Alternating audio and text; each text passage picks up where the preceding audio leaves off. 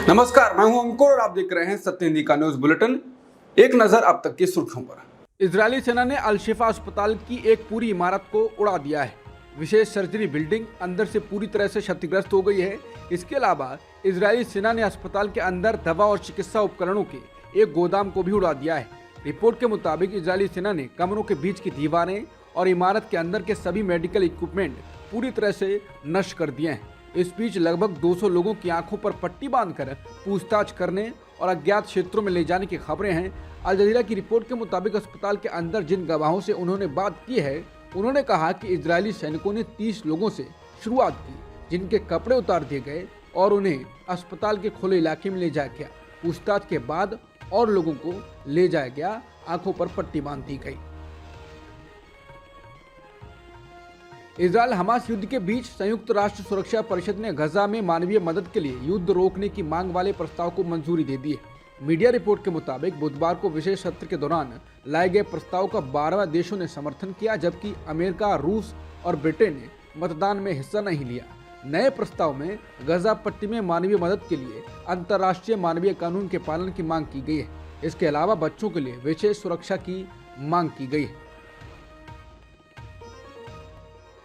California के San Francisco के ऐतिहासिक फिलोली एस्टेट में बुधवार को अमेरिकी राष्ट्रपति जो बाइडेन और चीन के राष्ट्रपति शी जिनपिंग की एक अहम मुलाकात हुई। एशिया प्रशांत आर्थिक सहयोग शिखर सम्मेलन के अवसर पर दोनों देशों के प्रमुखों के बीच हुई बातचीत इसलिए महत्वपूर्ण मानी जा रही है कि इसके जरिए पिछले कई महीनों से जारी तनाव कम किया जा सकता है।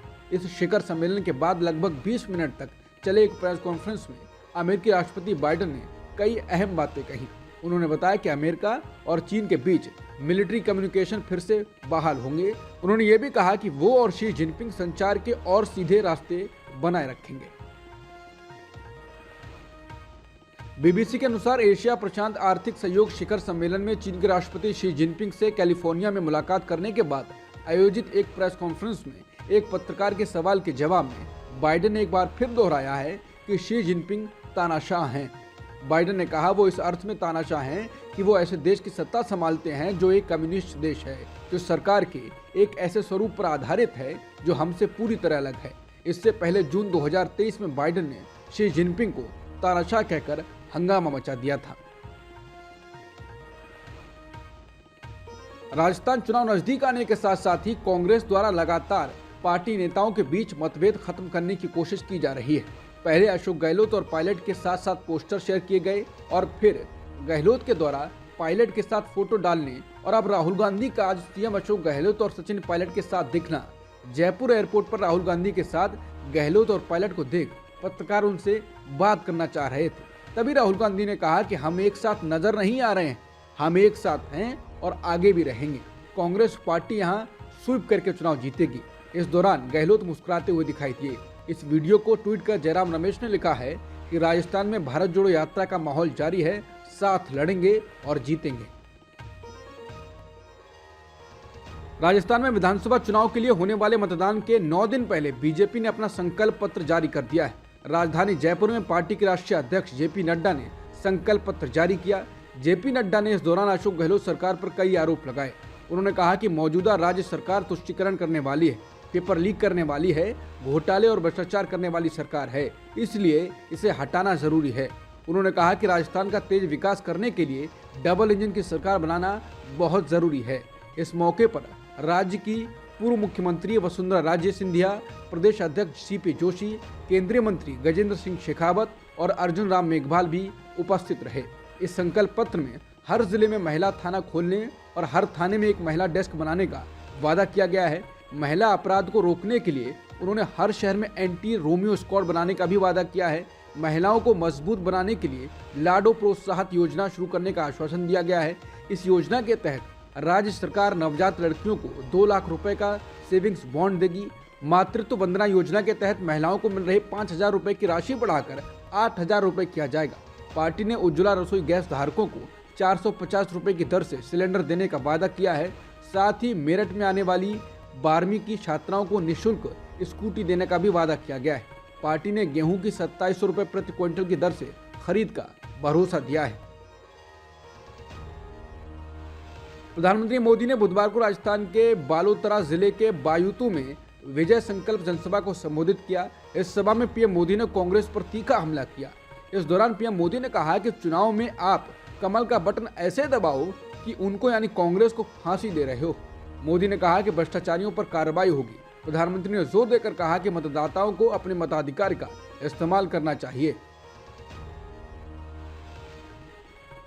मध्य प्रदेश में कल ही मतदान होने वाले हैं। इससे पहले अब तक कई ओपिनियन पोल्स आ चुके हैं जिनमें भाजपा और कांग्रेस के जीत के दावे किए गए हैं, लेकिन अब फलौदी सट्टा बाजार के नए आंकड़ों ने मध्य प्रदेश की राजनीति में भूचाल ला दिया है। फलौदी सट्टा बाजार के अनुमान से प्रदेश में बीजेपी को बड़ा झटका लग रहा है और कांग्रेस को बड़ा दिखाई गई है। फलौदी बाजार में एमपी की सीटों को लेकर सट्टा लग चुका है। फलौदी के सट्टा बाजार के मुताबिक मध्य प्रदेश में करीब 20 साल बाद कांग्रेस का सूखा समाप्त होने जा रहा है। इस नजदीकी मुकाबले में कांग्रेस को 120 सीटें, वहीं भाजपा को 100 सीटें मिलने की संभावना जताई गई है। उत्तराखंड के उत्तरकाशी जिले में ढह गई सुरंग के मलबे में फंसे 40 निर्माण श्रमिकों को निकालने के लिए बचाव अभियान गुरुवार को 5वें दिन प्रवेश कर गया। 96 घंटों से अधिक समय से श्रमिक सुरंग के भीतर कैद हैं, उनका जीवन खतरे में है।